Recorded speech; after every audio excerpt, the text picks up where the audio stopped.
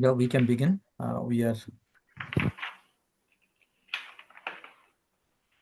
Urvi, madam, you can begin. You can come on camera.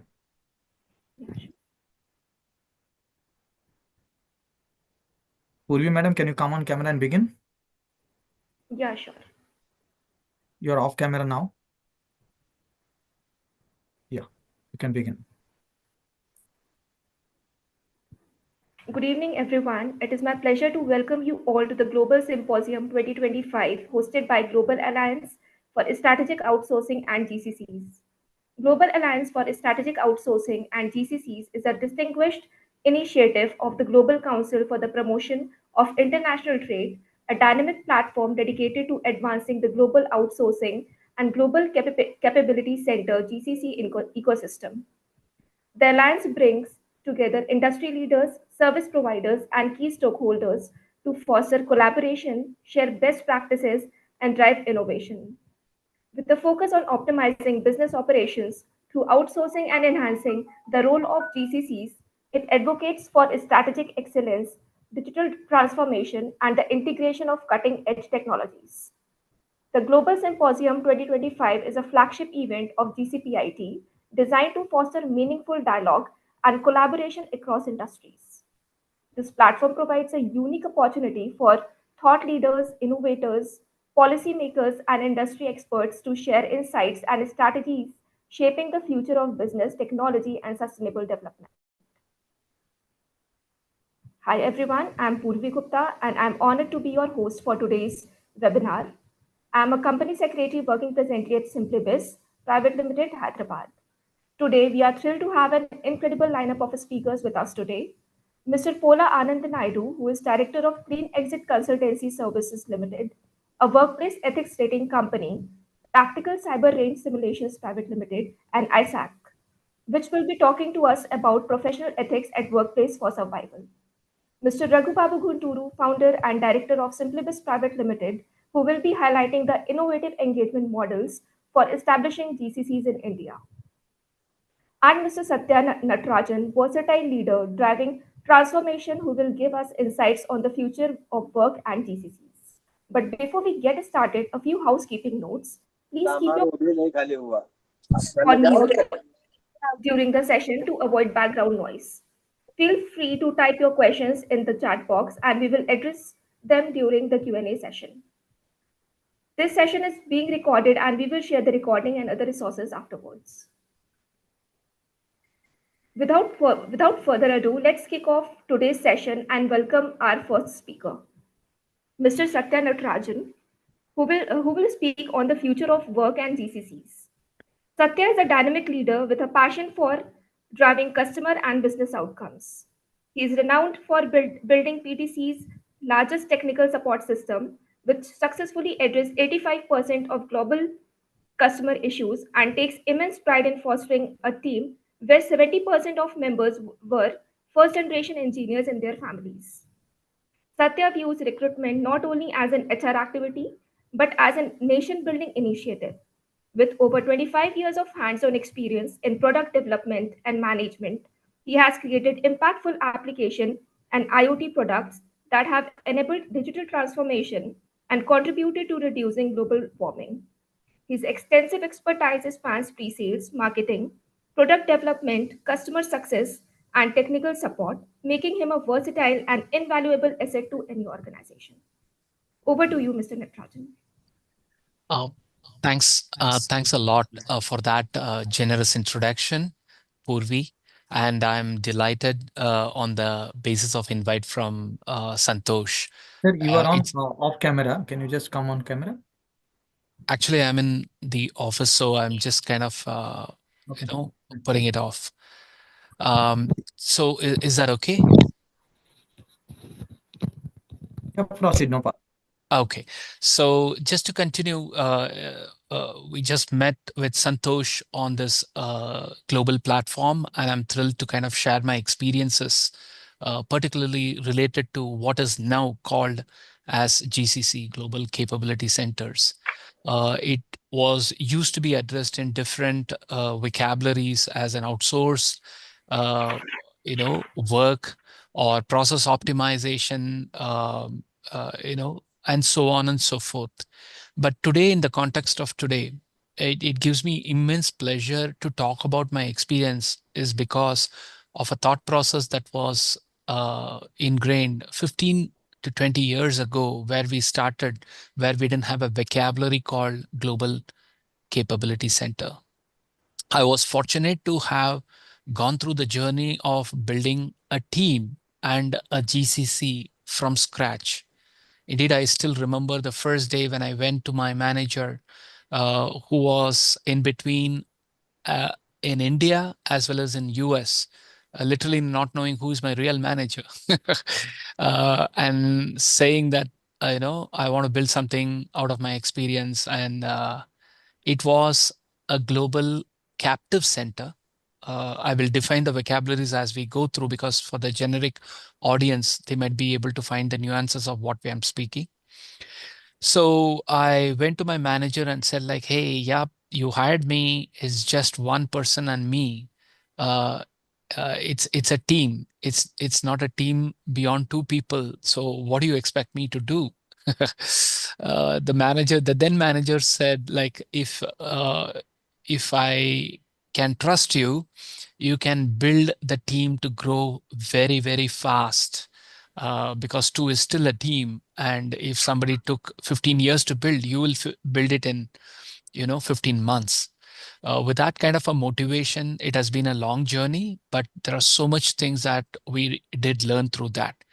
Just to give you a context, earlier, the companies, I'm talking about 20 years ago, people were mainly looking at India as a destination center because we had an upcoming talent pool in terms of the number of engineers. If I remember that correctly, approximately 4 lakh engineers used to be churned out. So people said, like, hey, let's get these guys at a less cost.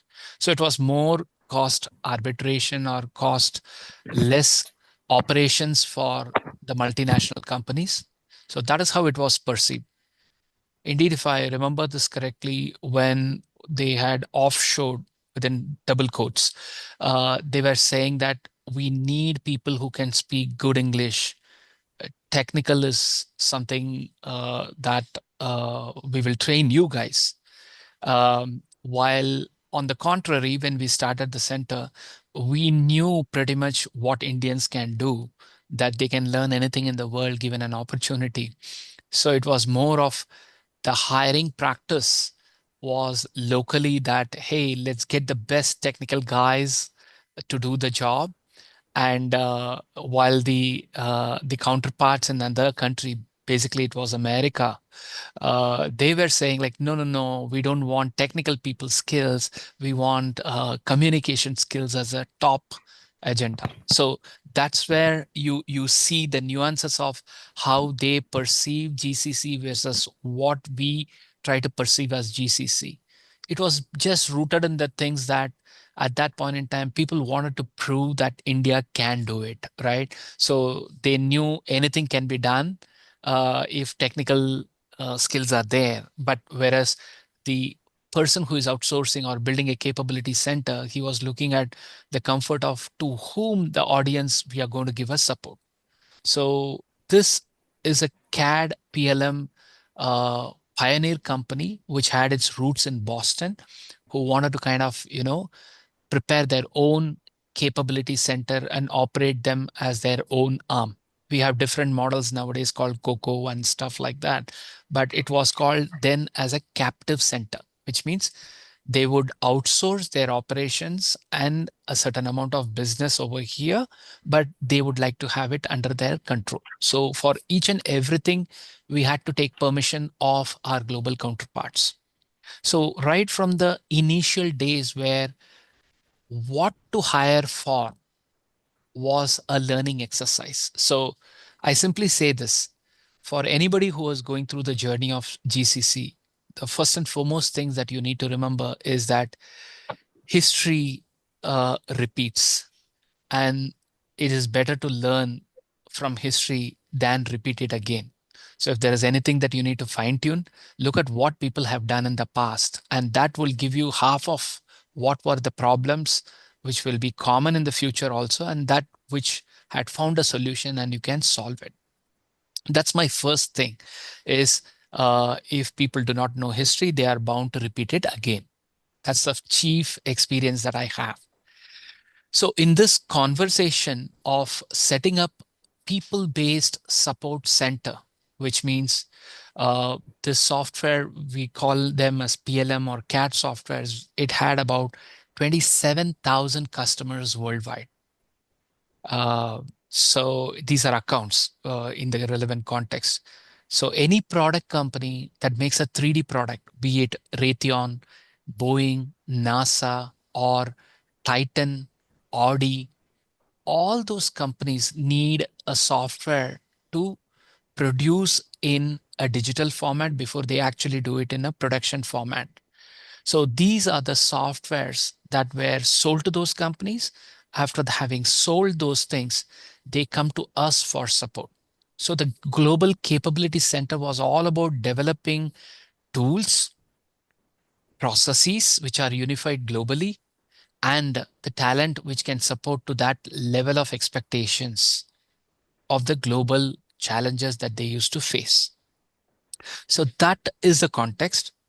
Product team is about PLM and CAD, and an American company, which is a East Coast company, trying to set up their global capability center here in India.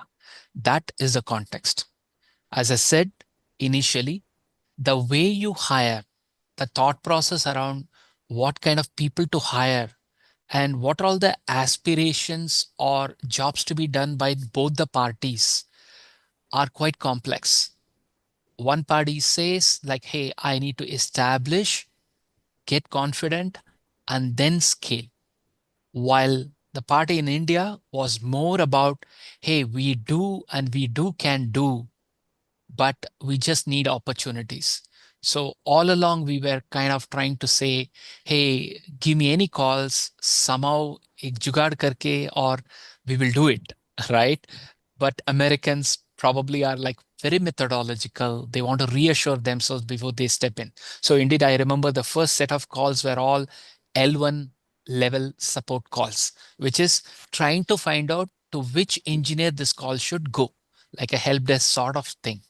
And then installation related calls, because it's a product company. So you need people to help them with installation and then configuration and then support complex calls. Think about a Boeing, a huge assembly is going through a software product, something goes wrong.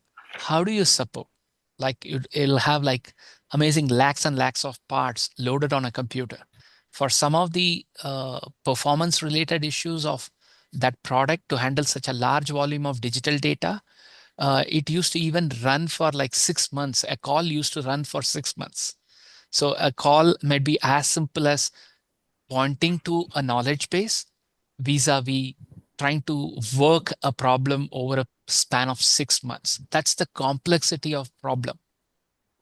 Now, as Purvi introduced me, we had a lot of challenges in terms of acquisition of the talent, because at that point in time, engineers, be it mechanical engineers or computer science engineers or electromechanical engineers, communication engineers, for them, computers were the default place that they would like to go, and they would learn anything to come to do that.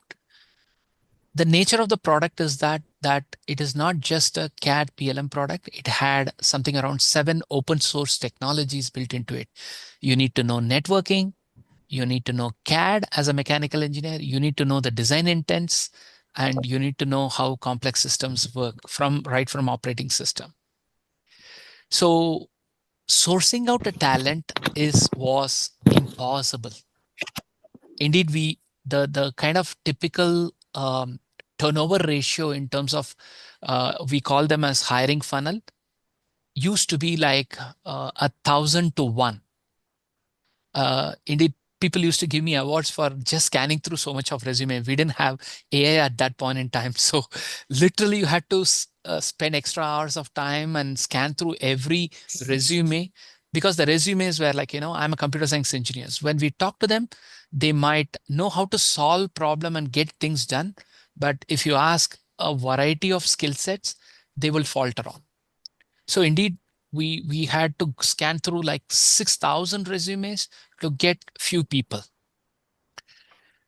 But at that end of that exercise, it was a journey which the parent company also felt invested. So they didn't want us to fail. So their dictates were very clear. Hey, it is a cost benefit center. Do or done. We need to get these people on board, which means there is a stake whenever we are saying global capability centers, particularly from the abroad companies coming and investing in India. Is that one thing I have seen is that they are not fly by night operators, particularly when it comes to GCCs. They have a stake. Every manager or VP across the board are invested in making it successful. So one thing that we need to understand is that it is not just we need to prove, we need to prove it together. If you talk about them versus us, then we have already lost the plot. Okay, so we needed somebody who can interface between both the world and then sail through the boats, right? So I talked about the aspirations and the needs between the two parties in setting up GCC, the primary purpose of cost advantage, and then how are the success metrics, how it is divided between the teams are some of the learning experiences. Now, having gone through the journey, the future of work then, I'm talking about 15, 20 years ago, was like we need to have multi-skilled, generic skills, and over a period of time, step through the process of, fine-tuning and being verticalized in terms of the deep skills. When we went through the interviews, it so got diluted that we couldn't find an ideal match. I already told the ratio of 6,000 to 10, something like that, right? At one point in time, we knew that the people who are skilled on the up part of the funnel, who can do it all, were employed by the local companies and they are highly paid. Whereas the people who are cheaply available, I wouldn't use the word cheap, but inexpensive, they didn't have the right mix of skills. So you will go through this process then and now also. Why? Because at that point in time, it was basically all about Java, about coding skills, about networking skills. Okay. Somebody were to ask like, hey, now it is totally different.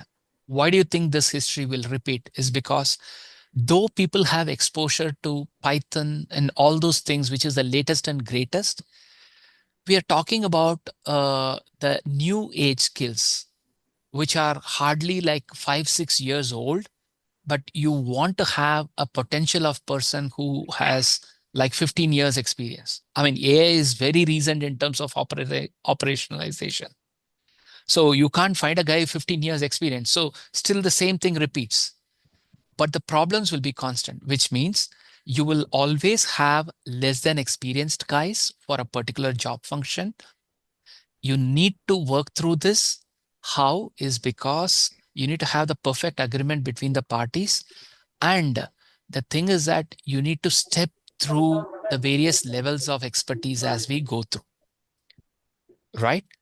Second thing is that one of the chief challenges is happening is that then and now also is that when the GCCs start, there is a rush of people coming from other part of the world at the same time, which means when there is a dearth of challenge, because you take X company from America, Y company from Europe, everybody is trying to look at the same pie of engineering talent over here in India or in elsewhere place.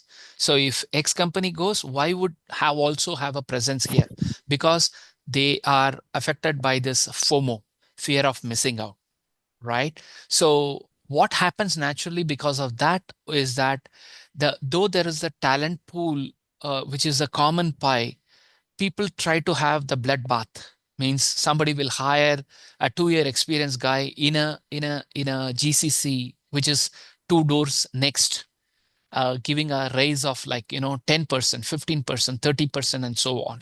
So there is a there is a place of period where there will be a bloodbath that will happen for talent, even after the GCC has established. But over a period of time, if you are successful in establishing you as a pioneer, then things will stabilize. So the stabilization period is anywhere between 2 years to 5 years. So if a company thinks just in a short term, quick returns, probably they might be lucky enough to have a surviving company, I would say. So typical time periods are 2 to 5 years. And then once you do that, right, what makes people come back to your company after that bloodbath happens? Because it's a very small pool of companies coming around in that area, right? So what goes around comes around. So then you should be prepared for 2 years, and you should be prepared for welcoming the people who have gone to come back, which is 5 years, which means you need to have a terrific culture that supported them. We used to say this, the way we smile and receive potential employees, is the same way we send people with a smile when they go. You can't take things personal and then say, hey, he has jumped for 15%, he has jumped for 30%. Along with him, they have taken, 10 more people. You have to treat them fair. Why this problem is exacerbated right now is a mix of population coming in. We call them as Gen Zs, Gen X, Gen Y, whatever be it. They need everything in the world of challenges, good culture, good environment for growth, and they need to have visibility about their growth.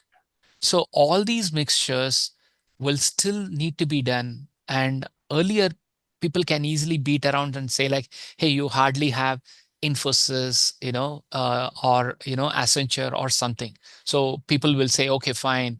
What if it is, they are going to the competitor, they will come around. You can't take people for granted anymore. People would love to work in the company that have nil onboarding problems. Second, they want to see every 1 year or 2 year grow themselves, not in terms of designation, but equally in terms of challenge and learning and development. So that is where I would say the learning and development philosophy is very, very, very acute in the concept of GCCs, because people, that is your trump card that will get people when you stabilize. And you will have, I'm telling you, I'm betting you, you will have the cream of people coming back because you kept the door open with a welcome smile, and you will do it the same way when they come back. Now, the learning and practice is that one of the good things that works in an Indian GCC is that you cannot dissect people based on their skills. You have to dissect them based on their team effort, which is a very great learning that we had. People thank people for their support during their tough days, and then they repeat that, offering to people who are struggling. That's more of an Indian uh, attire that I saw during my days. If three people get together and solve a problem, uh, it bonds. So I still remember the first call that we used to take. One guy was on a headphone trying to resolve a call of an American customer. And then there were three people behind him, literally standing. Hey, thoda ye karo, thoda o karo. Oh, the customer is saying this, is it? Okay, I know that technical issue. Ask him to set this setting and then ask him for 2 minutes time. And then literally that guy used to go to the other cubicle and then search for information and get it. So in a way, we cannot employ bots here. If a group of people coming together and solving, so be it. If you are not able to recognize them and pay them based on individual skills or expertise, pay them on a team level skills. These are some of the nuances that you would amplify the performance, because once they are together, So we actually redefined the recognition model that we had on basically collective outcomes than on individual expertise. That were the learnings being in a GCC from the grounds up. Over a period of time, definitely there will be competition, but when people support each other initially, they don't take it so far. That's my experience. Because skills are still skills, they'll be as new as yesterday. So you need either you call it as the friends in a dark days, uh, you need them together. The third thing is that there were also challenges in the light of the today's world. We are talking about DEI, diversity, inclusion, equity, and so on, is going to still be a challenge. Why? Because when you're talking about a GCC for serving local customers, time zone isn't a problem anymore because people come at the same time, go at the same time, and it's kind of a joy. Then you have the capabilities to include men, women, different genders, different ability people coming together. In our initial days, there were very drafted rules around employability of women in the night shifts and so on.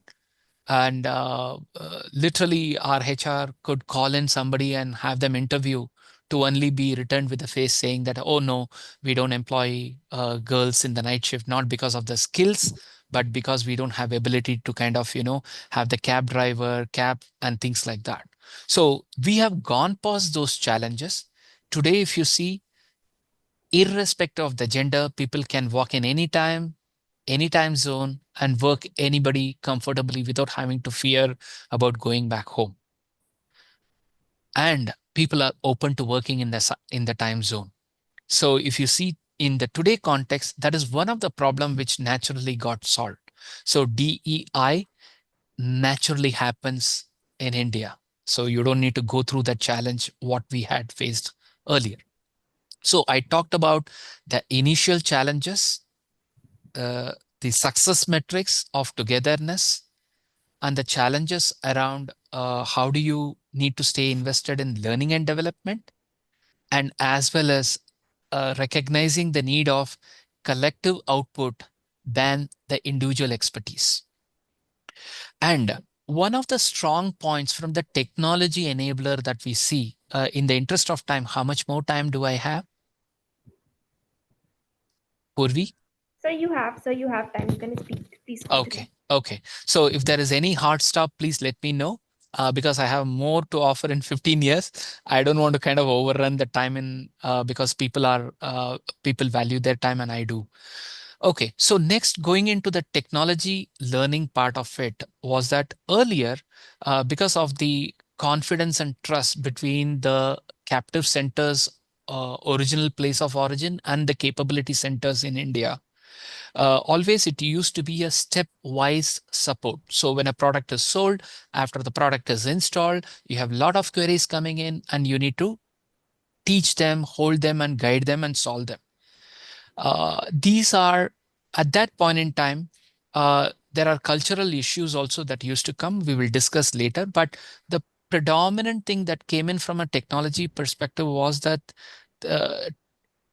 trust is a people effort, not just a technology effort. But there are avenues where technology could help. Is that so? The earlier we used to have sort of L1, L2, L3, L4 kind of a support. So it's a tiered support, right? Then over a period of time, uh, the recipients of these calls, who are the end users who actually complain the call, are distributed across the world. They might be in Europe, they might be in US, predominantly in US. So they got uh, challenged that they have to step through multiple layers of support. And they used to say like, hey, why don't you directly put me to an expertise? I want to speak to an expertise. That's it. I don't want you to qualify. I don't want to repeat the calls, the nature of issues that we have. So there were two key issues where we used to face. One is, with technology, we got a central repository of database.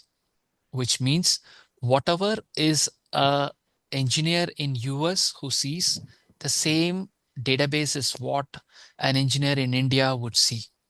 So wherever somebody has left off a support call, the Indian engineer used to say, take it at the same point in time because he knows what has been discussed in the past, which means a technology support, the 360 dimension of the customer, not just the calls or the tickets, as we say, should be made exposed to both the groups of engineers, irrespective of the location that they are in.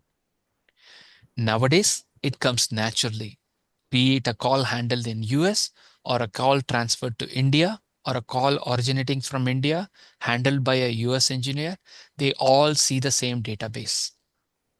So the capability of an L1 engineer in US or a capability of an engineer in India may vary depending upon the life cycle, but they look at the same database. That's the key. And the second thing is that we went in from a tiered support to what we call as a knowledge-centered support, which means irrespective of the capability of an engineer, if this call requires an X level of expertise, irrespective of wherever that engineer, it will go to that engineer, right? So we used to operate on the same time zone as North America. So we had different time zones, like 3 different time zones, right? From 5:30 in the evening here in India, all the way to 9:30 in the night. We call them as graveyard shift in India. So we had mix of engineers parallelly taking calls in US and parallelly taking calls in India. So there used to be a situation where the skill level of people in America used to be high. We were at the receiving end. Okay, a lot of knowledge transfer used to happen. Over a period of time, attrition rates used to kind of, whether the people in America thought like, this is not the place that we need to be in because we are going to be replaced. And then they moved on to better other, areas of support, hip and happening. And all those calls used to come to here. So always that balance of, skills used to be looked at as a pool, not whether it is coming from India or from America. Over a period of time, indeed, we used to support better in terms of skills because the skill level in US used to go down and it used to improve here. And we see the same phenomena for a recent company that I work for, a cybersecurity company, that while we were catching up when America was going down in terms of repatriating the skill, we see the same thing from now going to Romania or the near centers or Mexico and so on. So it's a circle, right? The balance of skill is what is going on, and we need to act accordingly. Technology is an enabler because it used to be the knowledge-centered support. Now coming to the nuances of placing the skills for the right cost arbitration is that we used to call them as known versus new issue. So the knowledge-centered support supported by software such as Salesforce, and you take any CRM software in the area of support, it used to kind of automatically do recommendations. When you type in, this is the query, it knows that it has a repeat of 3 or 4 customers asking on the same lines. So we need to provide the top 5 solutions that pertaining to that. So in India, instead of supporting calls and resolving them, we also became the knowledge providers, which means when we take a call, we properly document, we go through the investigation steps, what we went through, what sorts of help were there. Everything was documented into that technology interface. And when we resolved, we said, how was the journey of this particular ticket or call? And we used to write a proper documentation of what is the diagnosis, what was the error, how it was solved, and what are all the steps that we took to solve.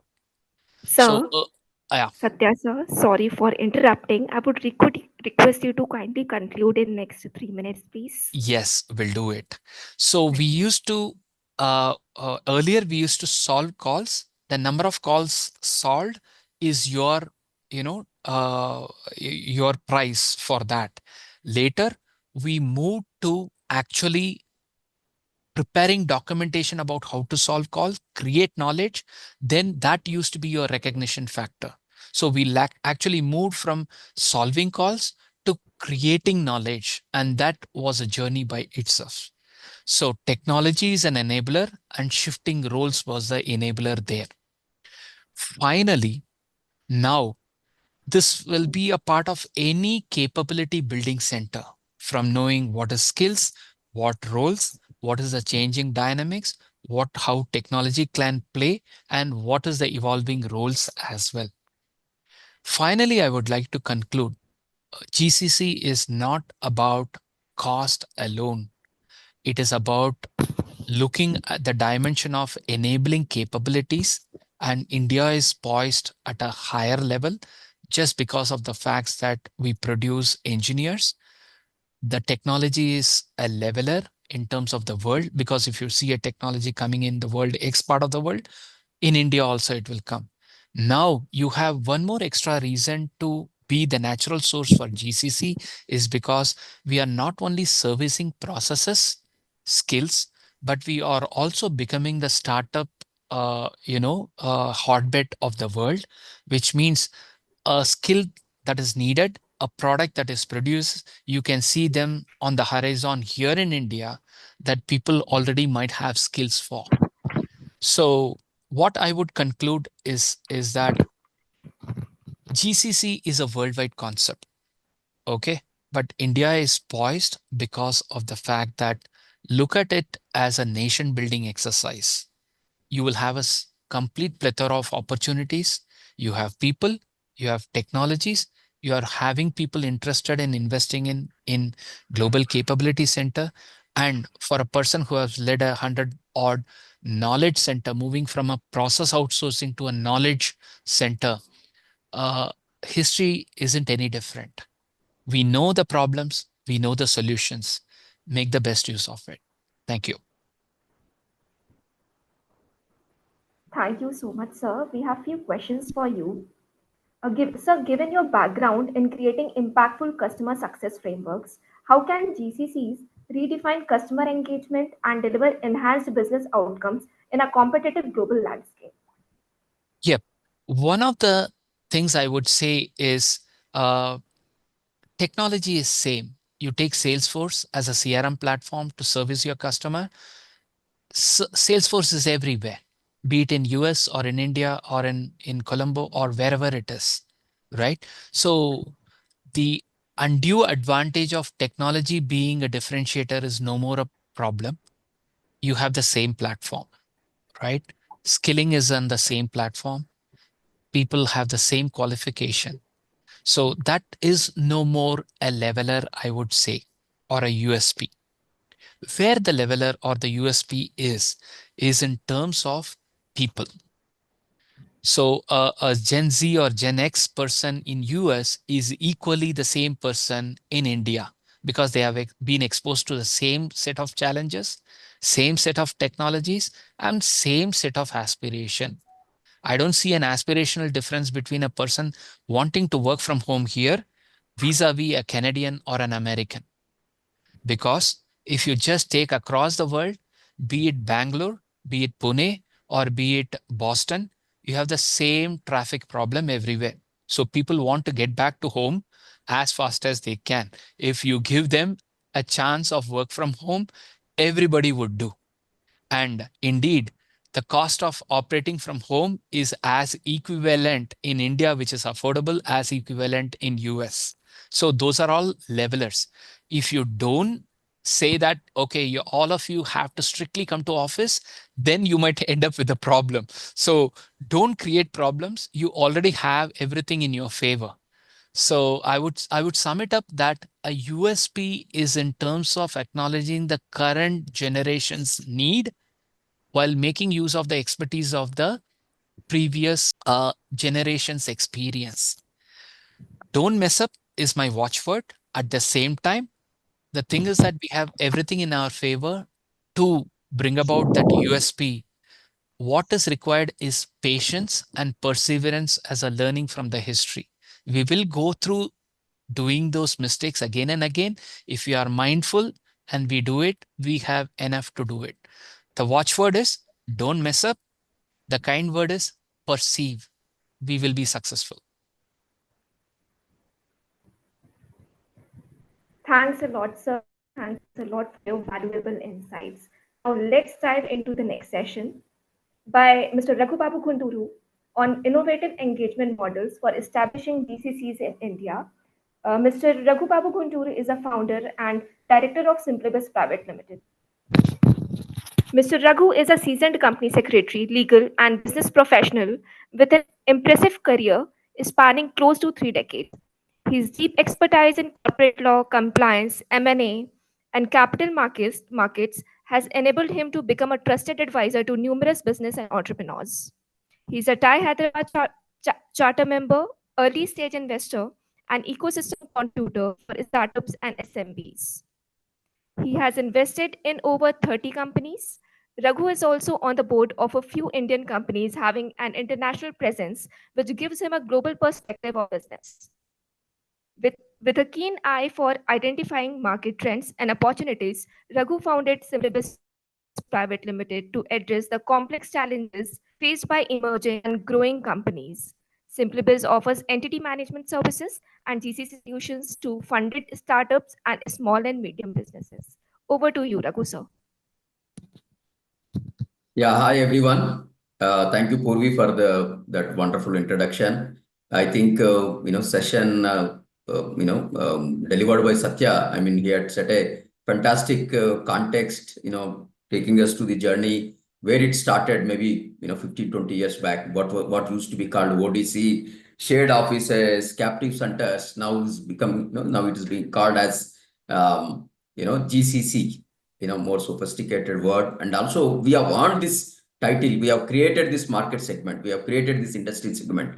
What used to be a cost arbitrage, now it has become a value arbitrage, value creation. That is how this global capability center, the nomenclature came out. And I think, India is rocking in this, segment with several advantage. I think I'll take maybe 20, 30 minutes to kind of set the I mean, there are various engagement models, but I also wanted to spend little time on, the whole GCC landscape, and then we'll get into the engagement models. And I mean, if any participants have questions, end of my session, we can take those questions. Yeah.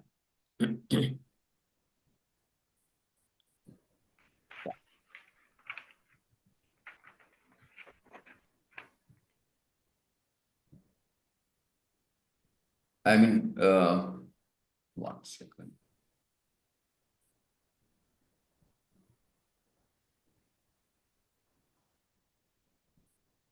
We all are aware, the brand India is shining big time. And as we progress towards building, becoming the Vikasit Bharat by 2047, I think there are several things favoring India, things like stable government and very, very productive, population, the technology, the digital landscape which we have created, only particularly in the GCC context, it's a mind-blowing the kind of progress we have done in this area for last several years. There are close to 3,000 GCC units set up by 1,700 large enterprises, large global enterprises, right? And you see the name, you see the Fortune 500 or a global company, they all have presence. Companies like Ford, Target, companies like GitHub, JMD, Truecaller, in Amazon. I mean, all these have become a kind of a very, very common names in Indian context and Indian business circle, Indian professional circle. That's how we have done it.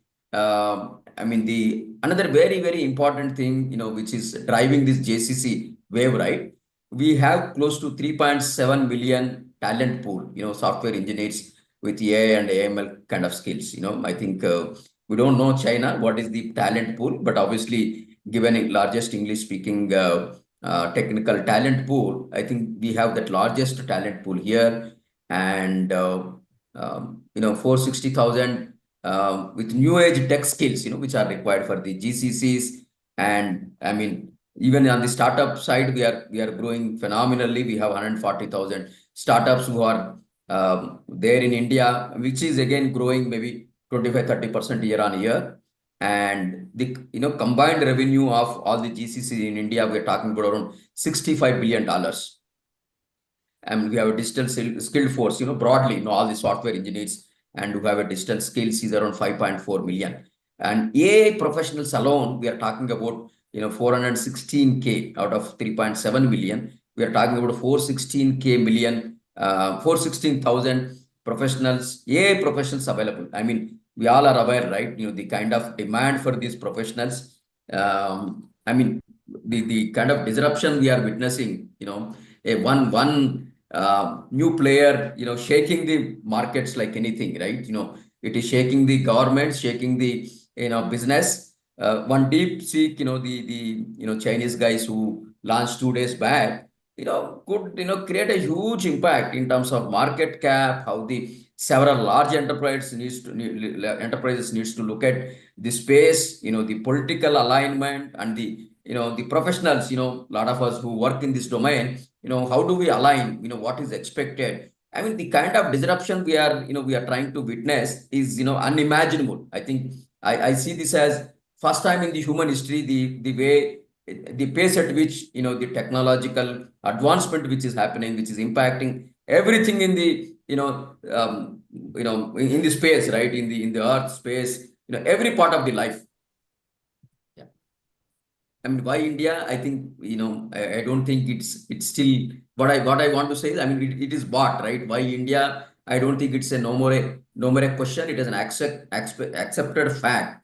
World's fastest growing economy, stable government, even on the tax regime. I think particularly last 2-3 years we have become a more competitive tax regime, which used to be a little bottleneck in the earlier context. We were our tax rates were corporate tax rates were more than 44%, but currently it came to kind of around 25% kind of a tax regime.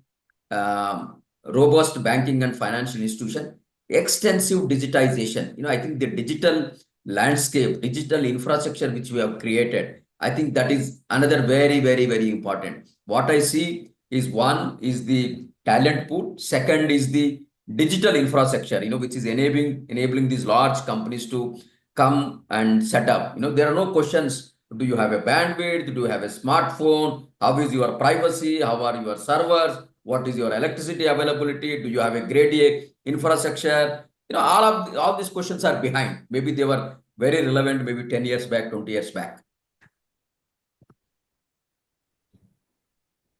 I mean, this some of the details from the very, very latest report, published by ANSR. 450 out of 2,000, Fortune global companies, 450 have presence, and they are employing 1.3 million people. And in terms of number of centers, they have around 825. They are growing at a 5.5 CAGR and 30% women workforce.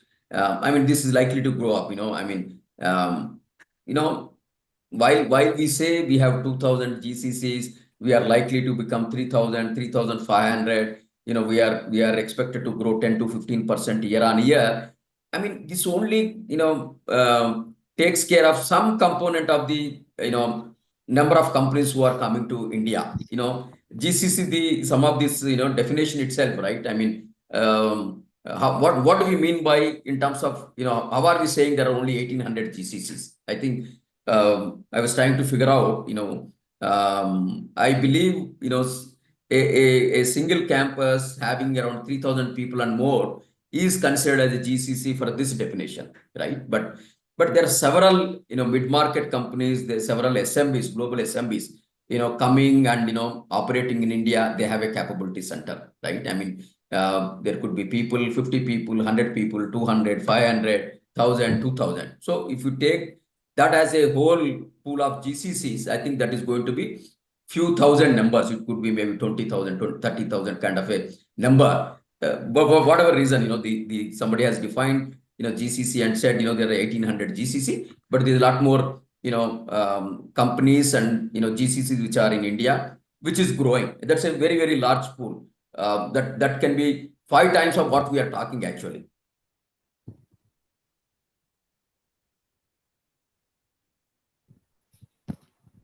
Right.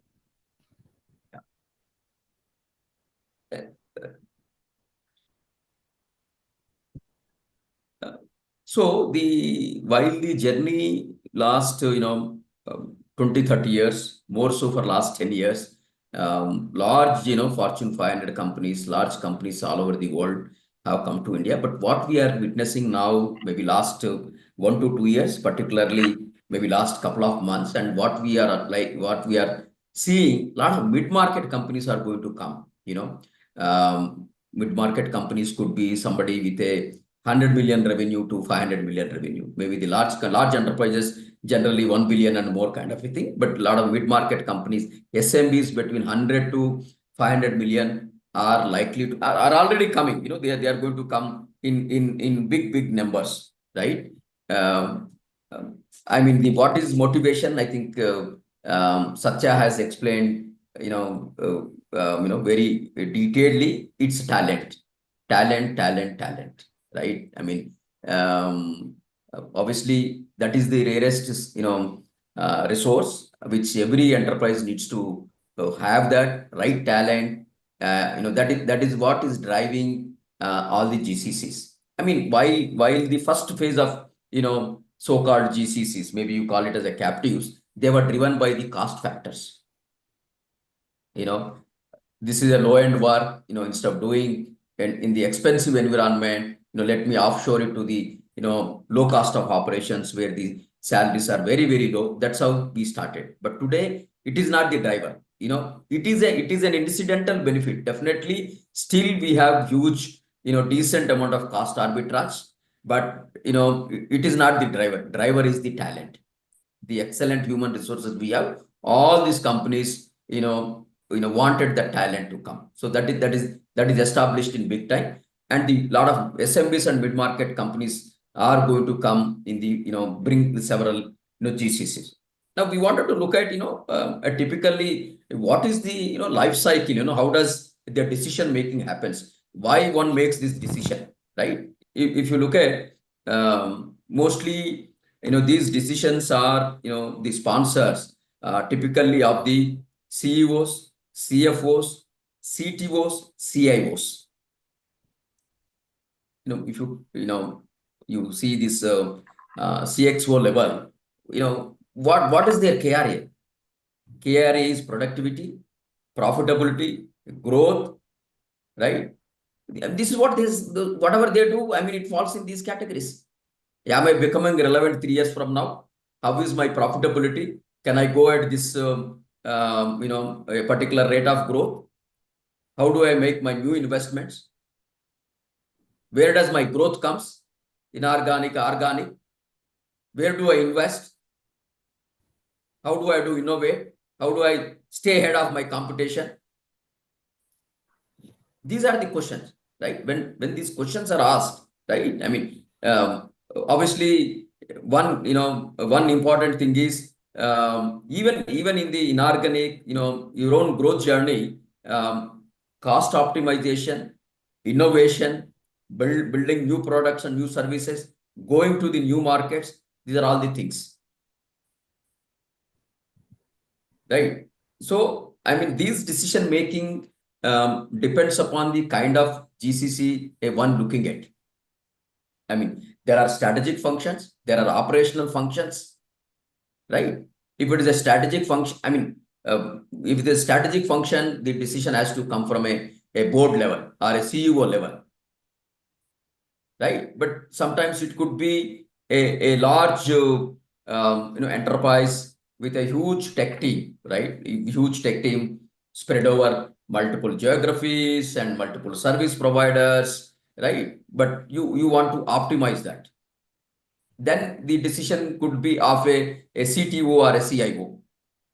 What we are witnessing, last maybe I think it's a very recent phenomena, last 12 to 18 months, what was being outsourced to large service companies, IT services companies, is getting insourced.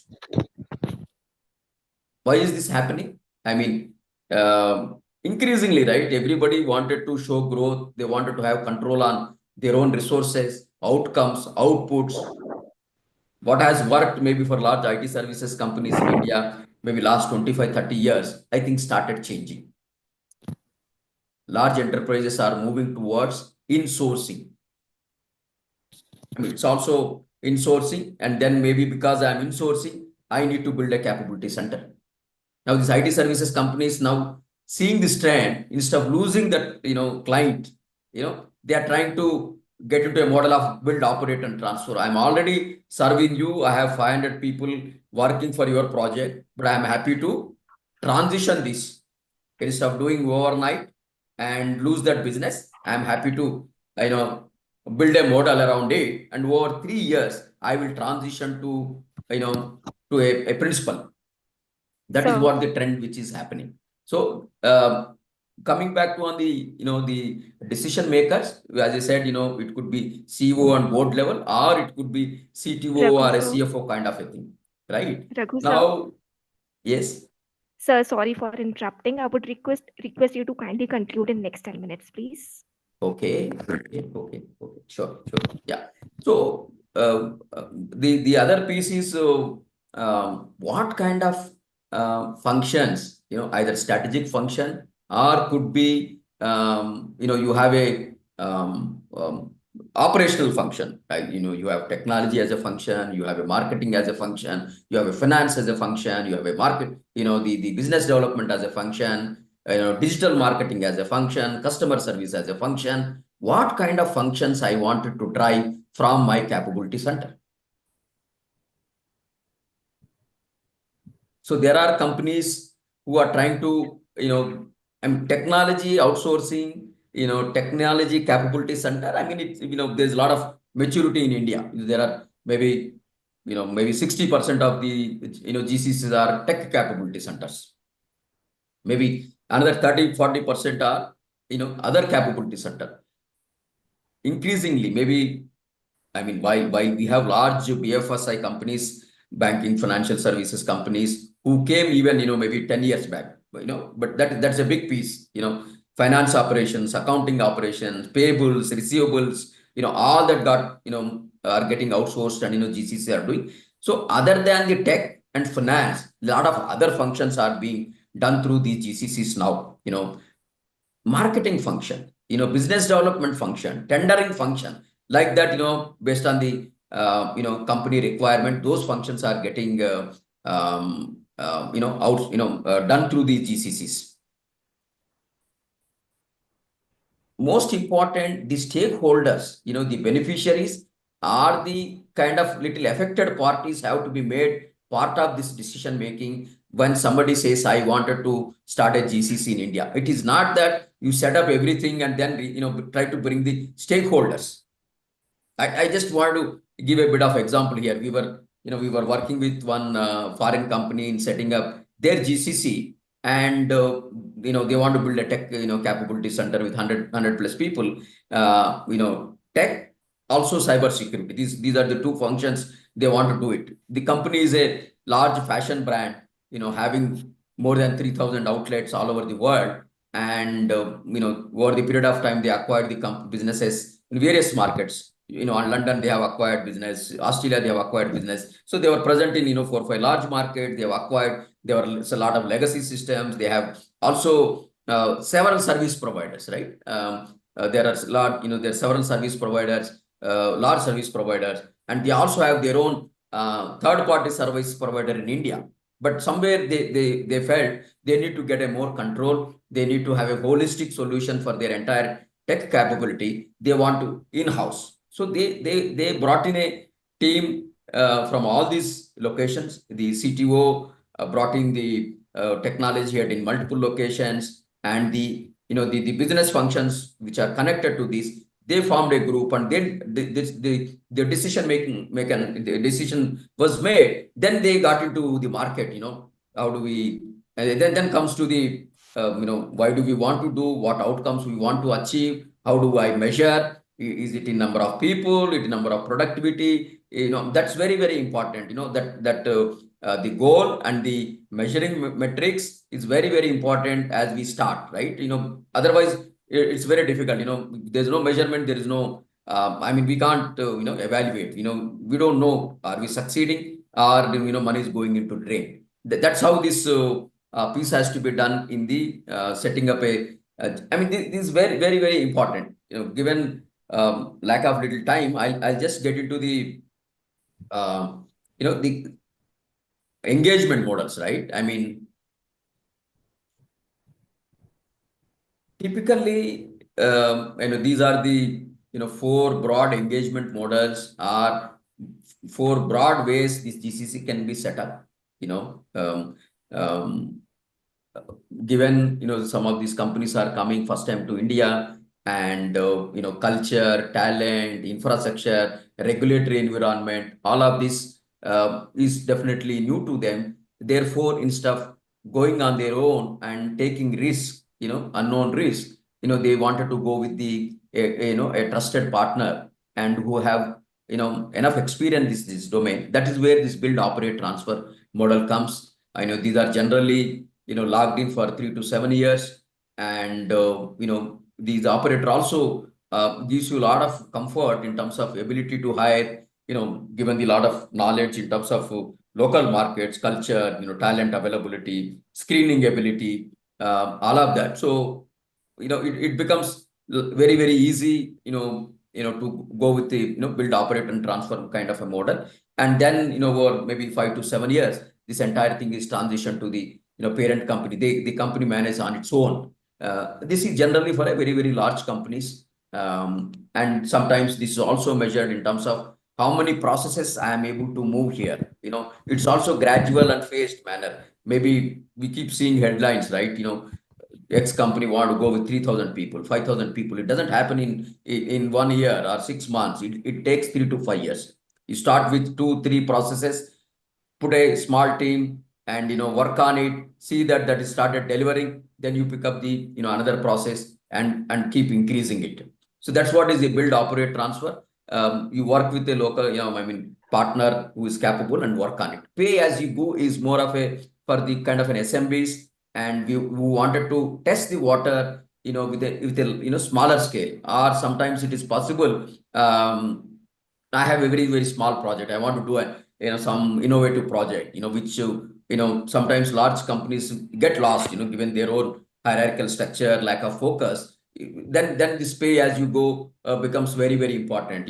I wanted to have a innovation pad, or maybe a team with 5, 6 people who can come with the deep tech, AI, and go after some of my use case problems and solve that. Then I can expand to larger base, and increase the number and all. Pay as you go is less capex, easy to start and scale up. As you grow, right? Incrementally you grow is what is a pay as you go model. Employer on record, again, very, very, just hire a resource. You don't even need a legal entity, and very, very quick to employer on record. Again, maybe employer on record may not work for the large enterprise and mid market. Maybe the SMBs it will work, and just kind of a hire and fire kind of a model. The pay as you go employer on record have some kind of a challenges, right, in terms of branding parent company, bringing that alignment with the parent company, cultural issues, complete integration does not exist, which is also very, very important. Pay as you go, you can still achieve, but employer on record may be a little difficult. This is again kind of a temporary thing.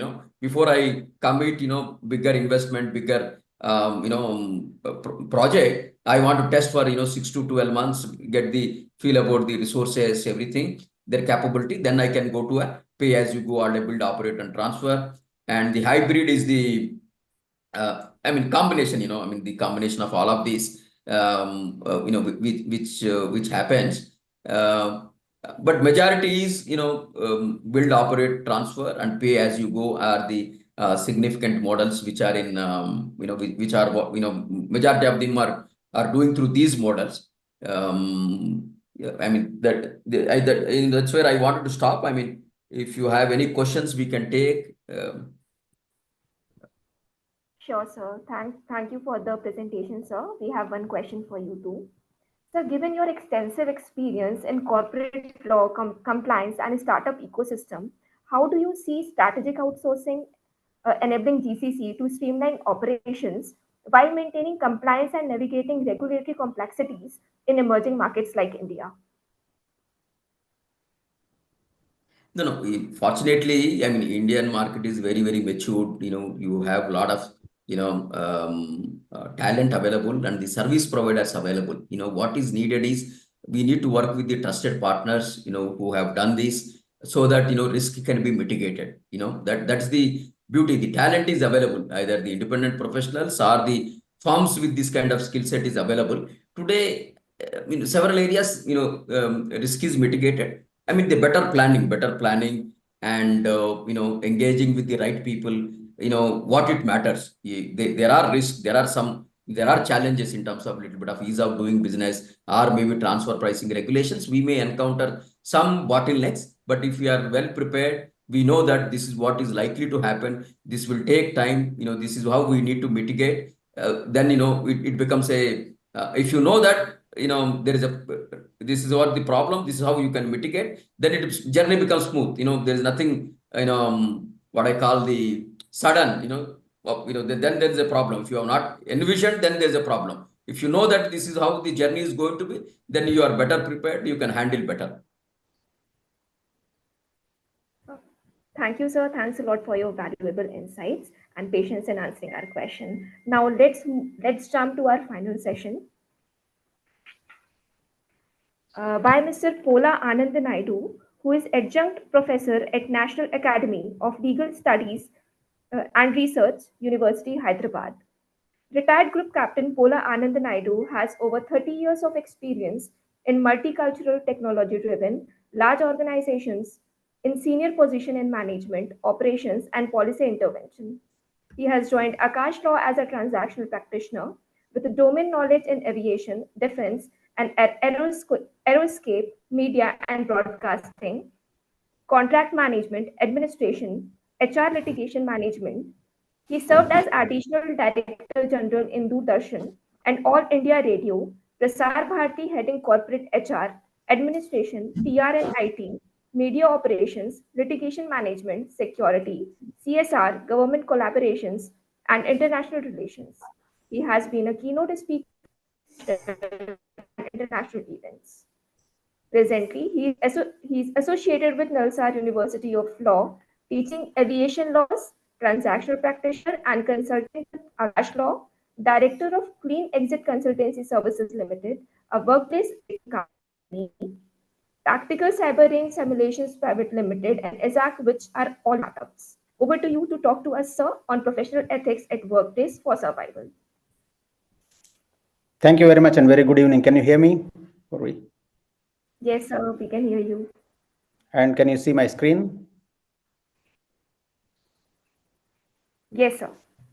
Thank you. Thank you very much and very, very good evening to all the audience. Thank you very much for joining.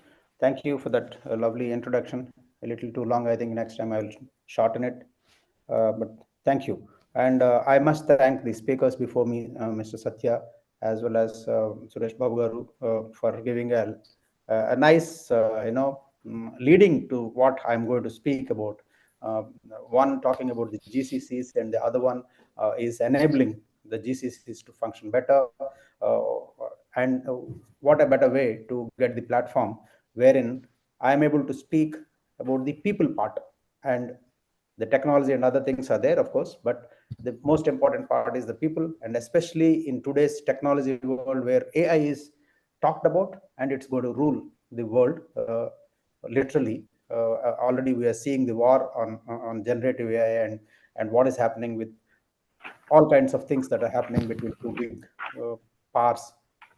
So now what I want to talk about is how do we survive, sustain, and succeed in our businesses by following ethical practices, and why do we need to follow them, and what has gone wrong, and what is the present status. These are the things that I would discuss in the next maybe 15-20 minutes quickly, just to give an idea. Trust me, there are fraud surveys that are conducted every year, and there is a global fraud survey, there is a Asian fraud survey, and of course the Transparency International and many other agencies are there. The reports, if we read, they're very, very, kind of give us a little sad feeling that what are we heading for? They're disturbing, the outcomes and reports. Why? Because things are getting out of control literally. And now add to the ethical issues when we talk about the new and emerging technologies like AI and the ML. And you have data protection laws at many countries they have, but unfortunately the implementation is a problem. So there are major problems that are around this particular area. Now, all of that actually starts with our resume, with our CV, curriculum vitae that we make. Anyone at any stage, whatever stage we have to give our brief bio. And if that is not true representation of what my personality is, the problem starts from there. And like you can see the present status in 2024, resume fraud continue to be significant concern both globally and in India. I'm talking about globally, it's not about only India. Trust me, the problem is universal. And the problem is across sectors, the problem is across cultures, the problem is across age groups as well. The problem is across the seniority levels of the people. That is the biggest problem. Resume fraud, it's actually standout CV revealed that 64.2% of the Americans admitted to lying on their resumes at least once. This was a survey done, not lie, openly they have not admitted. The survey done. The most common fabrications included inflating previous employment salary, and trust me, this happens even in India. I'll come to the Indian numbers subsequently. Exaggeration of skills, 30.8%.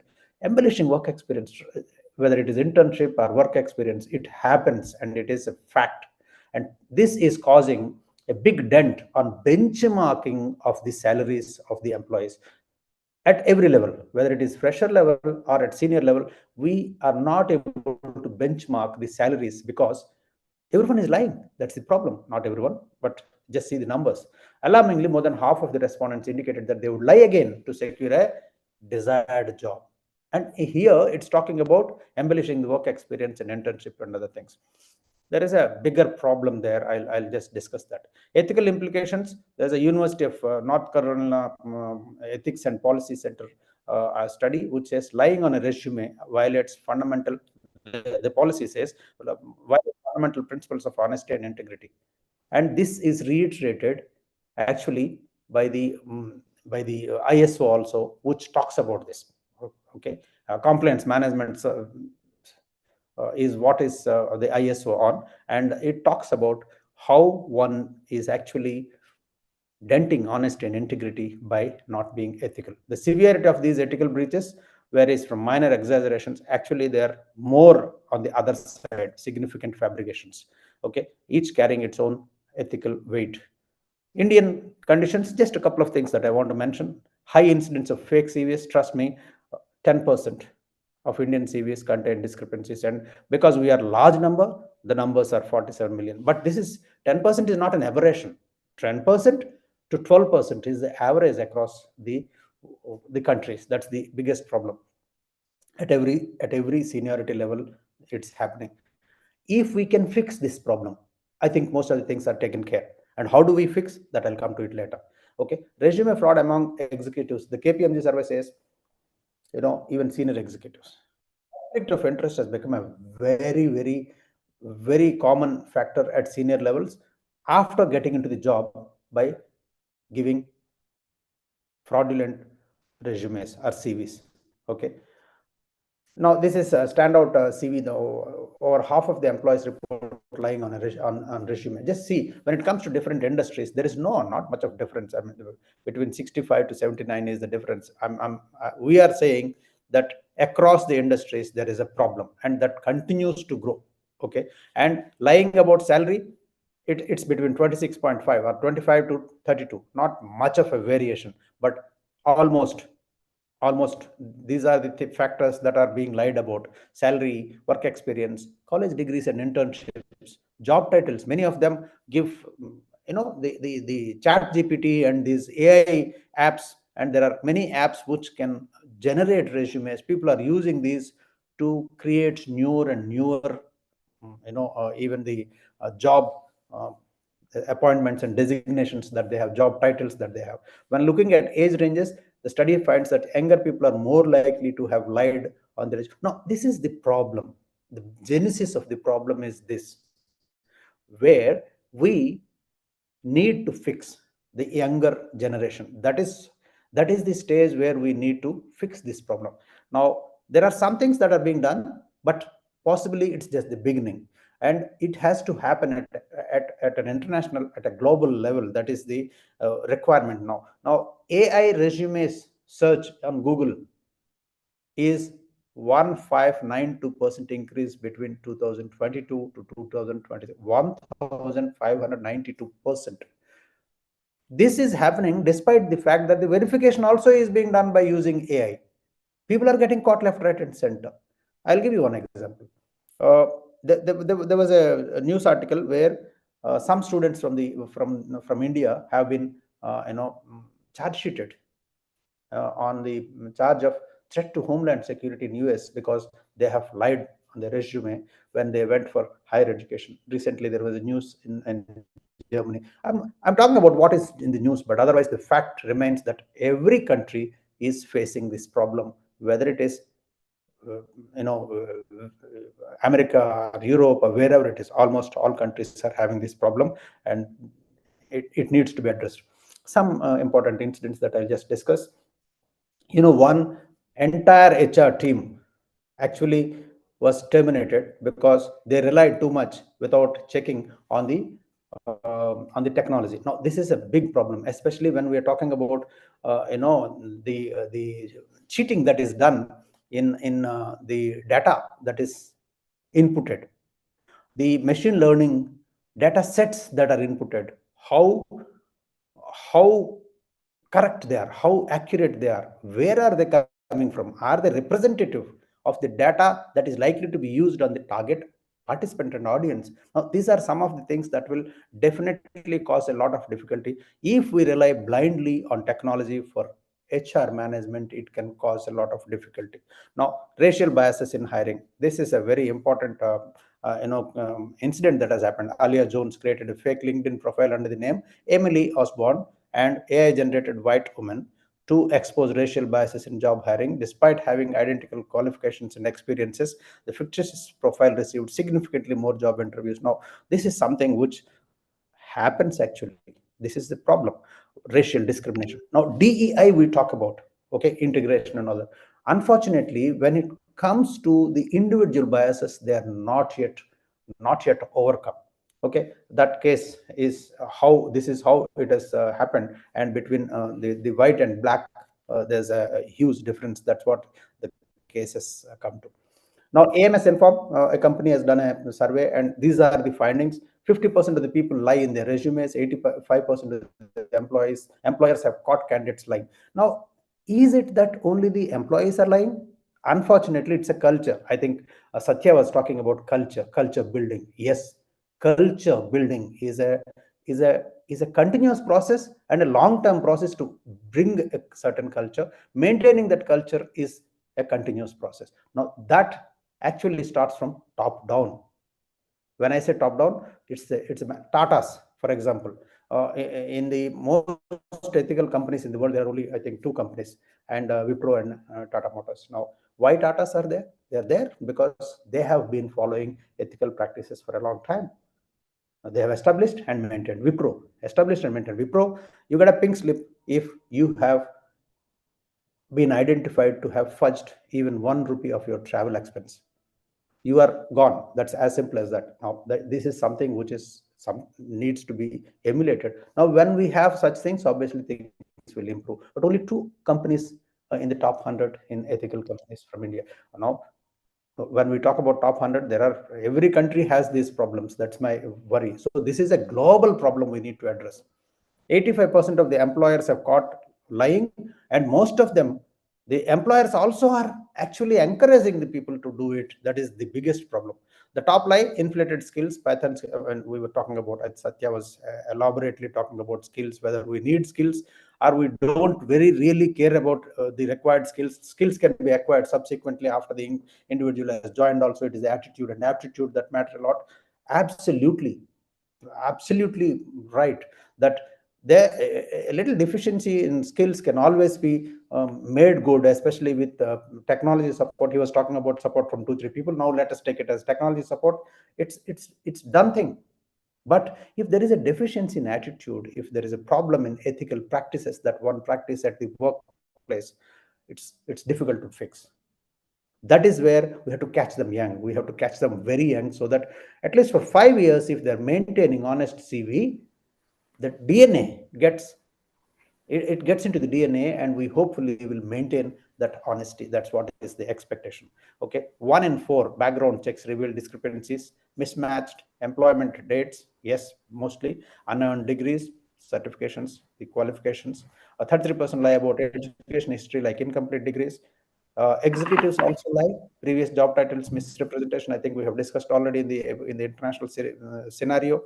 Sales executives becomes regional sales lead. I told you people are using the generative AI apps to create very fancy kind of job titles. I don't think there is a need for creating newer and newer and newer job titles.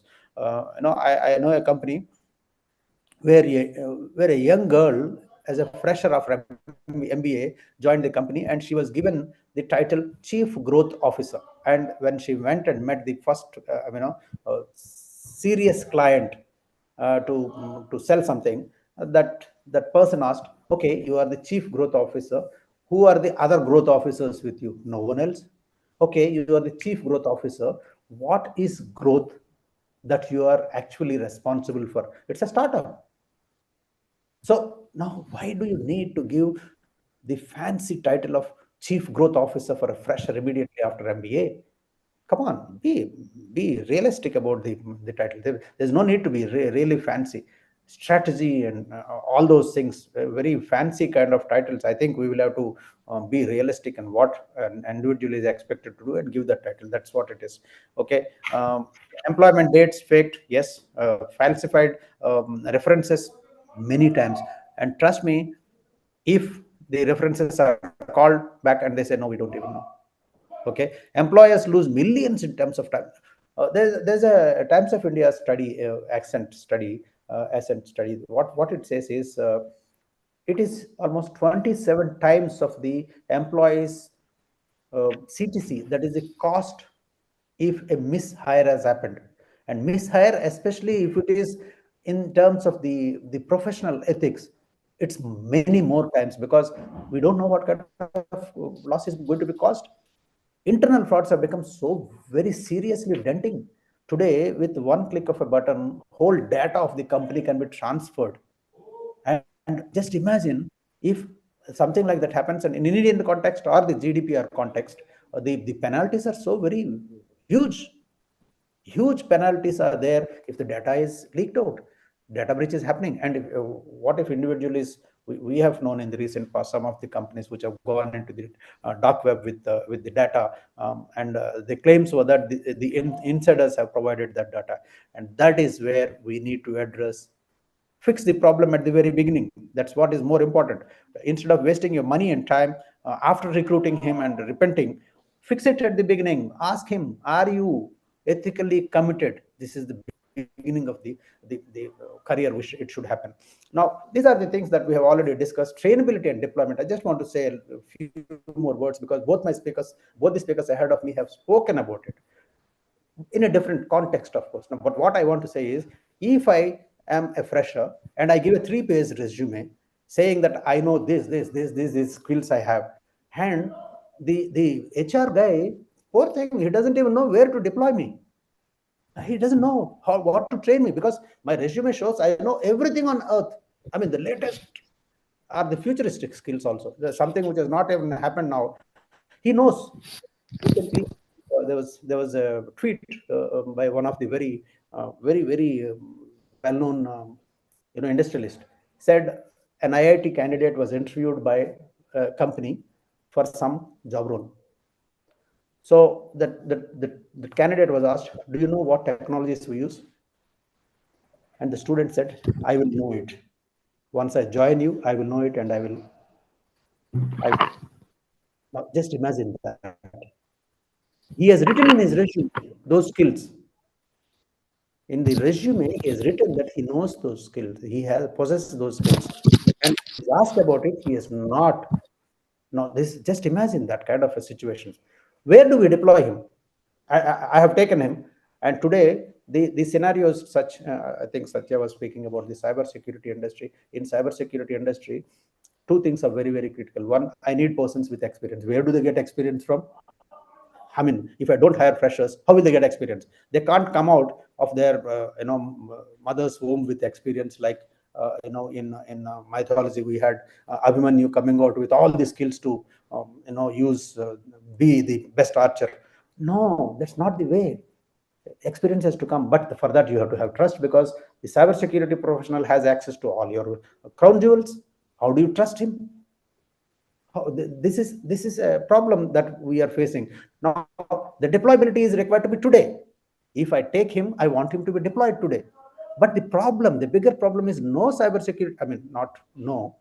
Almost 90-95% of the certifications across the world have no hands-on training, and they have no internships. How do you get a deployable manpower? But this resume is showing that he has this skill, that skill, this skill, that skill. All skills are there. This is where HR and the practice heads are pulling their hair in all directions. In all directions. And trust me, in India, we have, I have my own company, which is working in collaboration with the AICTE, which is only working on and creating certifications only when they get hands-on training as well as they pass the practical test. That's a requirement now, especially in cybersecurity. I can't, if someone is hiring me, Satya hires me and says, I know mobile vulnerability testing, VAPT for mobile phones, and he gives me a mobile phone, and I tell him, okay, these are the steps that you need to take, then we can test the vulnerability. Can it happen? I know swimming, only theoretical swimming. I know because I learned it in the classroom. Can it happen? So these are some of the things that are very disturbing. Increasing problem of exaggerated or falsified resumes we discussed. When professionals lack the qualifications they claim, we all are at risk, especially in sectors like critical sectors and cybersecurity. What happens? You stamp someone as a cybersecurity professional fit for a certain role, and he's not fit for that role. He is, ladies and gentlemen, causing the national security. I'm not talking about Indian context. I'm talking about international context. He is a threat to the national security. If I am certified as a forensic expert and I don't possess the skills to be a forensicator, I am a threat to the company that is employing me. I'm a threat to the nation indirectly. And I ought not be there stamped as forensicator, or stamped as pen tester, or stamped as SOC analyst, or stamped as whatever designation or job role that I'm supposed to be performing. We shall not encourage these things. This causes financial reputation. I think we have discussed. And reputational, yes, people are getting certified left, right, and center as all kinds of trainings and certifications without having the skills required, and they join, and after joining, they can't even do basic elementary. That's the problem. Resumes become very critical. Now, this is where the difference is. I will be, the next 5 years, I should be able to close, please. Okay, these are the some of the features that we're talking about. Exaggeration. Okay, traditional CV, so many things. Did I mention? I don't think. Germany has recently done a survey. The news said that 8% of the students who have gone from India found to have fake resumes, and it is across the world again. And they are saying that it could be as high as 42 in somewhere or the other, whether it is certifications, whether it is internships, whether it is experience, whether it is the publication of papers, whether it is the projects that they have done. I mean, somewhere or the other, that's where the problem is. Honest CV, on the other hand, encourages realistic self-presentation. That means show what I am. That's it. Certifications, training, and internships, we have talked about it at length. The honest CV does prioritization of verified certification score completion with clear outcomes. The government of India has brought in something known as NCBET, and hopefully the banking of the credits thing will help us in future. It will take a little time. Before that, we have to start this now. We have already started, of course. Gaps in employment, this also acknowledge the gaps, accept the gap. If you had a break for 1 year, just say I had a break because I didn't want to work. I had a break because I wanted to try out organic farming at my hometown. Just say no, I just felt like traveling across the world. It's a big achievement. You travel and learn a lot of things. Just say I tried my hands at startup. I started something and it didn't work out. It's perfectly all right. I mean, you have learned many things. Failure is teaching so many things. Failure is teaching so many things. You're not a failure just because you worked on some project of your own and started something and tried something different. You're bringing a different experience, man. So accept it, please. That's exactly what it is. Honest CV isn't about stripping resumes down to the bare minimum. No, that's not the intent. It's about ethical representation and focusing on what truly matters, verifiable skills that create value. With this structured approach, both candidate companies also benefit. Please understand that's where it is. Why industries should embrace honest CVs and how also I'll just discuss quickly. This is what I was talking about. Compliance management system, ISO, it talks about organization-wide compliance management system enables an organization to demonstrate its commitment to comply with relevant laws. More importantly, standards of good governance, generally accepted best practices, and ethics and community expectations. This is something very important. We have to expect people to be professionally ethical. I'm not talking about morals. I'm not talking about religion. I'm not talking about faith. We are talking about ethical work practices. Simple. It's as simple as that. Reduce time spent in sifting through the inflated resumes, faster identification of truly qualified candidates, matching realistic records. I talked about trainability and deployability. If I know where I need to train him and where I can deploy him, it's as simple as that. It's as simple as that. Lower risk of hiring costly mistakes due to skill gaps, strengthens organization's reputation as a champion of ethics in cybersecurity, especially in the field of cybersecurity. We're talking about it minimizes surprises after hiring, allowing you to focus resources where they truly count. Whatever is the strength, it's okay if someone has not volunteered, but he doesn't have to mention that I volunteered in moving. Someone was trying to tell me to move Himalayas from north to the south of India. I have volunteered to do that. No, you don't have to say all that. There's no need. Embracing this initiative signals commitment to both technical excellence and integrity. Very, very important. See, there's a Washington Accord which says that ethics has to be taught as part of the curriculum for the engineering graduates and the polytechnic students. There is a Seoul Accord which says the computer students must learn ethics. We have signed in India, and most of the countries have signed, but unfortunately, most of the people are not implementing this part. Now, this, for some reason, in Indian context at least, for some years, even the moral education, ethical education has been removed from the curriculum in the schools. Fortunately, the new education policy has brought it back, and there is so much of importance being given. And how I am talking about ethics is because the ISAC, Information Sharing and Analysis Center, we have signed a MOU with All India Council for Technical Education, the highest level technical regulator and a statutory body, to create ethical workforce in India. And we are doing that in collaboration with AICT and many of the institutions. Now, what is required is pull. That is the push that we are giving for the students to get into this space, get into this thought process of being ethical at workplace. Now, pull has to be an institution or an organization which is hiring him has to ask, are you trained and certified in professional ethics as envisaged AICT? That question has to be asked. It has to be part of the initial screening process of the HRs when they are going for recruitments. That is the beginning of that. Partnership for progress, of course, I have to be partner in the progress. This is just it's not about morality at all. It's about safeguarding our future.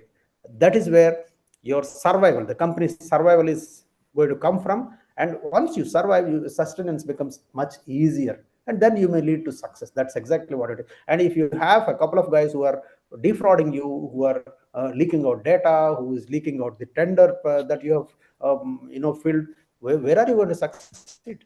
You're not going to survive in any case. And if it is a startup, trust me, the survival is going to be not possible if the employees are the partners are not ethical. So many companies we have seen, startups taking funding and buying yachts and buying helicopters and things like big villas in some remote locations. and enjoying at the cost of the others. It's happening. And suddenly we find that the startup is vanished from the radar. Join this movement to send a strong message that integrity matters not only in cybersecurity but in all these spaces. Cybersecurity I've just mentioned. Okay, let's shape the hiring landscape together, prioritize honesty, and build a workforce equipped to truly protect our digital world. Trust me, it is digital, digital, and digital everywhere. That's why cyberspace we have mentioned. These are the problems that the honest CV or the clean exit company is solving. Fake resumes are addressed, exit on short notice. This is another problem. You know, they do literally shopping, job shopping. While they are in one job, he'll go to the next company and say, okay, my company is giving this much, will you give me this much, I'll come. And then with that offer letter, he goes to the third company and asks for this much, and then comes back to his own company or her own company saying, look, I've got this offer, will you give me double my salary, then I will stay put. Now, how do you benchmark the salaries then? If this is the way someone is behaving, that's where we have to initiate this thought process very seriously. Violating company policies, definitely, because ethics is generally the code of conduct is there in almost all the companies. Some of the companies have some trainings and certifications also. But when you do it internally, it's taken as a routine. Where when some other organization like say Clean Exit is doing it, the audit, Clean Exit is doing the training, Clean Exit is doing the training and certification. Also because AICT is involved, there is a semblance of seriousness that comes in. Okay, fake experience letters I've already discussed, stealing company database I've already discussed, harassing fellow employees. This is very important part. Juniors as well as seniors, and that includes POSH, the sexual harassment at workplace part also. And trust me, the implications are very serious. Branding of the company takes a hit immediately, and for no reason or no rhyme, no contribution from the management, no contribution from the company side. You are in the news for the wrong reasons, and it takes a big hit. And there is this, I have known one company, I was advising a company, aviation company, small aviation company, one sexual harassment case, and all the employees were called to the police station almost for 10-12 days for investigation. And in that 12-15 days, no sales happened. Smaller company, obviously it went bust, and the aircraft are parked idling till today. They are idling. It can happen. Serious implications. Fake training skills I've discussed. Refusing to return company. Yes, this is another major problem. I get a laptop when Satya is hiring me, and he gives me a laptop for my work to be done for him, for the company, and I run away with the laptop. I don't give him, and he keeps sending mails, but he doesn't have time. Trust me, he just started a company, and he has trusted me with the laptop, and all that the startup has is my laptop, and I'm running away with one data and two laptop, and I don't want to give. Does he have manpower to chase me with legal action? Does he have time to chase me? Does he have energy to chase me? Money to chase me? No, it doesn't.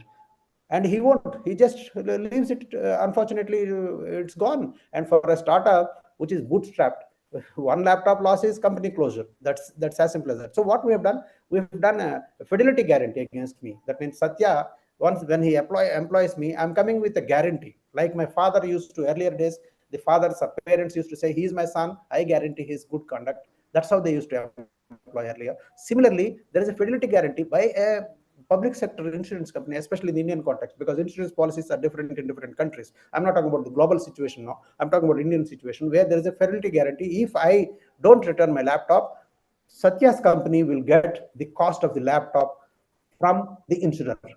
This is the kind of guarantee that we are giving, fidelity guarantee that we are giving from the clean exit. So refusing to return. No, second part is the so I'm stealing very precious data also, not only the laptop. Laptop cost insurer will give. How will he retrieve the data? That is where the process of rating the employee comes into play.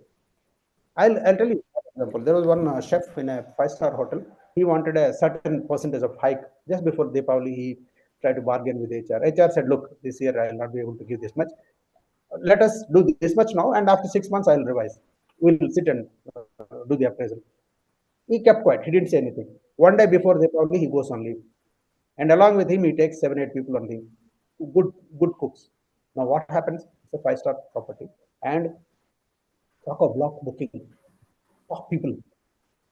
and the hotel management had to go through hell to hire at an exorbitant price on part-time basis. That you come and cook for this meal, you come and cook for this meal, only as a help and paying very heavy. So they came to this, and then we talked to that guy, and we said, "Look, there's a problem." He said, "No, sir, I'm getting a job elsewhere." Fine, you're getting a job. So we, without hinting at the name and other things, we generally dropped a message. So because you're not naming him, we are not shaming him in any case. There is no attack on individual. So we said a person with this much of experience has left this company with this is the scenario in which he has left. So they knew that, so, and he had to come and apologize. Then, of course, thing was done. So posting negatively in social media, big problem, very big problem. One company, the sales manager expected his deputy to give a small presentation in time. The guy said, "Yeah, I'll give you. Don't worry, sir." Because the salesman said, "I have 3, 4 things to handle. I'm slightly caught up. Please help me with this presentation. 4 slides I need, not more than that. Day after tomorrow I need." He said, "No problem." Day after tomorrow came. The sales manager asked his assistant manager at that presentation. He said, "What presentation, man?" And I told you 3 days back. He said, "But that's not my responsibility. It's your area." He said, "But that day you didn't tell me." So he said, "No, but I have told you that I need your help. Obviously, you could have told me at that time only that you are not going to do it." And then there's a little tete-a-tete. So there's an exchange of words. And he raised his voice. And when he raised his voice, that guy recorded. And he threatened him that he will do it. He said, "Okay, no problem." He took the management confidence and said, "This is what has happened. I have not done anything wrong. This is the actual case." Now, next thing that happens is, for about next 3 months, there were no responses for his mails, the sales manager's mails that were going to the clients. No responses. And after 3 months, someone called him up and said, "Yeah, what is this nonsense happening?" He said, "Why? What happened?" "No, all of us are getting mails that you are from the third sex." I mean, in some context, they are talking about many multiple genders, but at least let us limit it to only three. You are from the third sex. Those mails are coming to all of us. He said, "Who is sending?" That guy who has left, he is sending. So no, such situations. Just imagine he is sending mailers like this. It can then, not that the third gender is not to be interacted or any negativity as far as I'm concerned. Apologies for people if they look at it like that. No, I'm saying the action that has actually happened.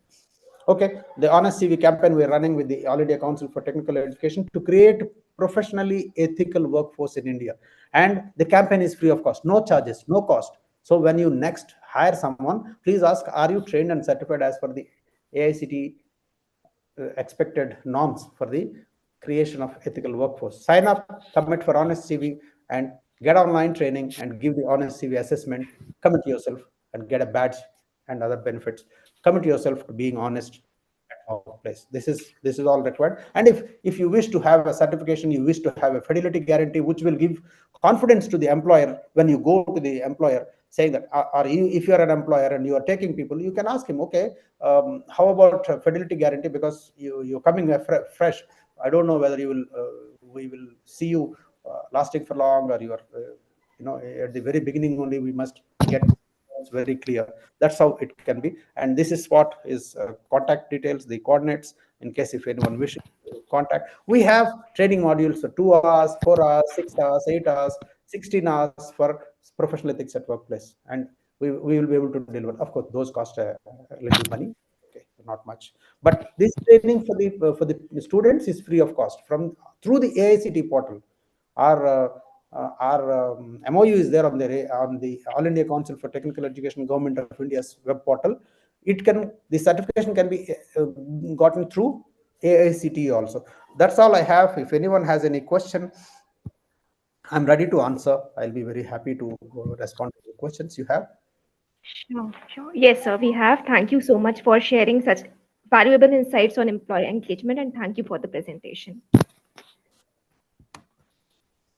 Thank you So very the much. question, so we have a Yeah. question from you, and it is: how can professionals effectively balance personal values and organizational goals in technology-driven multicultural workplaces to maintain ethical integrity and ensure career sustainability?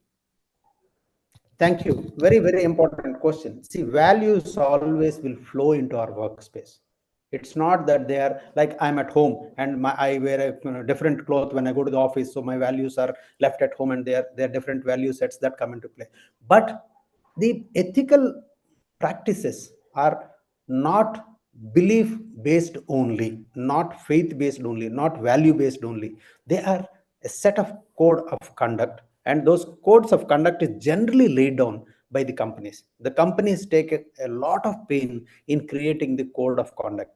In addition, what we are expected to, show our own due diligence. Am I indulging in conflict of interest? Am I indulging in causing harm? Am I indulging in denting the sustainability? Am I indulging in the SDGs as envisaged in the UN being harmed, like the environment, and these are small little things. The day Satya was talking about, okay, so diversity and equity and inclusion, am I contributing to that? Am I being very harsh to the elders, or age discrimination I'm doing, culture discrimination I'm doing, or I have biases? So many times it can happen. We all come from different cultures, different workplace, different family value systems, but we have to be acceptably behaving. That's exactly what it is, and that gets actually noticed very easily when we are showing equity, and when we're showing diversity. We are respecting the elders, we are respecting the younger ones, we are respecting the different genders, different educational qualifications. If I'm a techie, I should not be looking down upon a non-technical person in a technical company, or if I'm a professor, I should not be looking down on a non-academic staff. Everyone is important for all of us. It's an organization is made up of different sets of people performing their roles ably and efficiently and ethically. So all of them are important. It's okay. A roadside sweeper, if he doesn't perform his duty, it's going to cause a lot of problem for us. It can lead to a lot of diseases, large scale diseases. So his job also is important as my job, as your job. So sustainability comes from there. It's actually ethical conduct leads to sustainability and success. That's how it is noticed, and you get noticed very easily, especially if you're a youngster, a fresher, being honest, being ethical at workplace. You get really noticed very fast, and then you stand out, that you excel. That's what it is. Skills we can acquire always. Okay, I hope that answers your question. Sir, one more question, and it is in the context of workplace ethics, ratings, and their importance. How can organizations implement to ensure compliance with ethical while promoting engagement and transparency? I heard you intermittent, but I'm presuming that you asked about the ethics rating and training and certification, and how it can actually improve the transparency. That's what it is, Purvi? Yes, sir. Yes, Yeah. sir. Okay. Yes, sir. So organizations can implement in a phased manner.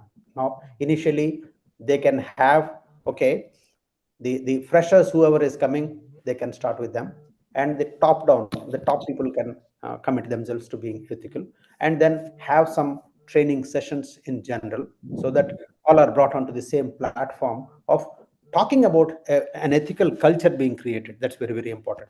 Create that culture of ethics.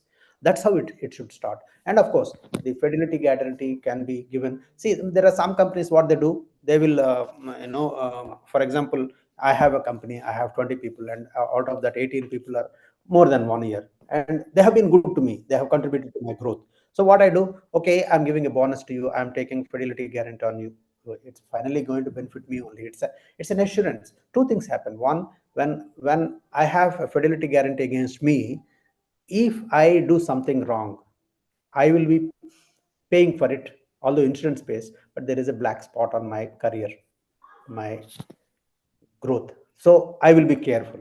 Two, obviously, an employer will get the compensation for the loss. So it enhances the confidence from the employee to the employer and employer to the employee. So for the people who are more than 1 year, this is how we recommend. We say, okay, if you find that guys are good during the appraisal, you tell him, madam, you have been very nice.